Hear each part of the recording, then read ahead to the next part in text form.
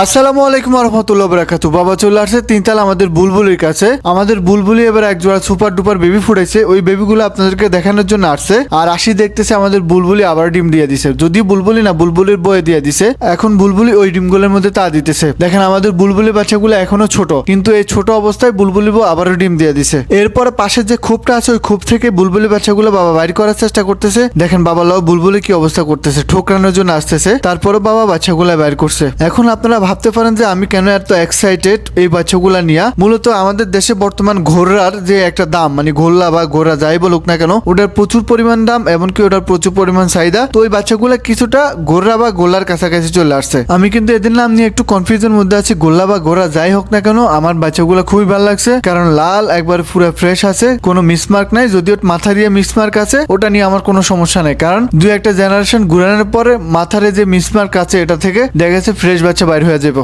আমাদের বুলবুলি থেকে আমরা সর্বপ্রথম যে দুই জোড়া পড়ছিল বাচ্চা, ওই দুই জোড়া ঘরের জন্য রাখে দিছি। আর দেখেন এখন ওই দুই জোড়া দেখতে দেখতে কত বড় হয়ে গেছে। বর্তমানে ওই দুই জোড়া এখন ডিম বাচ্চা করতেছে। দেখেন প্রথম যে খোপটা খুলছে, এই খোপের মধ্যে যে বাচ্চাগুলা দেখতেছেন, এই বাচ্চাগুলা বুলবুলির নাতিন। তারপর বাবা আরো একটা বড় বাচ্চা বাইর করছে, এগুলাও কিন্তু বুলবুলির আরেকটা ঘরের মেয়ের বাচ্চা। এরা যেহেতু বুলবুলির ব্লাড লাইন, মাশাআল্লাহ বুলবুলির মতো এটা ডিম বাচ্চা করে। বাবা চলে আসছে আমাদের ইনকিউবেটর রুমে। ইনকিউবেটর রুমে আসার পিছনে একমাত্র কারণ হচ্ছে কিছুদিন আগে আপনারা দেখছিলেন না, আমরা যুব এগ্রো থেকে অনেকগুলা ডিম নিয়ে আসছিলাম। ওই ডিমগুলো এখন আস্তে আস্তে করে ফুটি বাইর হইতেছে। এখানে 8 পিসের মতো বাচ্চা ফুটি বাইর হয়েছে। যদি আমাদের আশা ছিল আরো বেশি ফুটবো, ওই পরিমাণ রেজাল্ট আমরা পাই নাই। তো সমস্যা নাই, অতিরিক্ত গরমের কারণে সমস্যাটা হয়েছে, বেশিরভাগ ডিম নষ্ট হয়ে গেছে। 8 পিস বাচ্চা ফুটছে, এটাতে আমরা খুশি। বাবা বাচ্চাগুলারে একটা হাজির মধ্যে উঠে নিতেছে একটা একটা করে। এগুলারে এখন বুডিং করে দিয়ে দেওয়া হইব। পাশে যে হ্যাচারটা আছে ওই হ্যাচারের মধ্যে আমরা আপাতত এগুলারে বুডিং করব। তো বাবা সবগুলা বাচ্চা নিয়ে ওই হ্যাচারের মধ্যে রাখিয়ে দিছে। আরো কতগুলা ডিম রয়ে গেছে, একটা ডিমও ফুটে না, সবগুলো নষ্ট হয়ে গেছে। বাবা ওইগুলা ফালাই দিব। আর এখান দিয়ে দেখেন একটা ডিম বাবা খুঁড়তেছে। এই ডিমটা কিন্তু আমাদের হোয়াইট যে গলাছিলা গুলো আছে ওইগুলার ডিম। এটার ভিতরে এখনো বাচ্চা